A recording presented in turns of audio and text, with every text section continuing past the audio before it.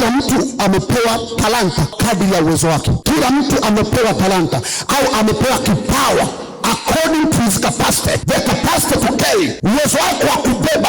Mungu anakupa kipawa, Mungu anakupa uwezo, Mungu anakupa mamlaka, ana invest ndani kwa kadri ya uwezo wako. Kwa hiyo kuna vitu vya muhimu vinne nilivyoongea hapa. Namba moja, Mungu amekupa kipawa kwa kadri ya uwezo wako according to your capacity. Kwa hiyo usiige wala usiwe na wivu. Don't compare yourself with others. Usiige. Anza kuoneana wivu. Wanaanza kukatalia baada ya kuungana. Mnisikilize.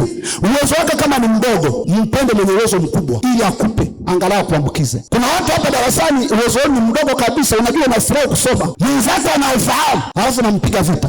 Ukimpiga vita mwenye uwezo, umejipiga vita mara mbili. Nirudie tena.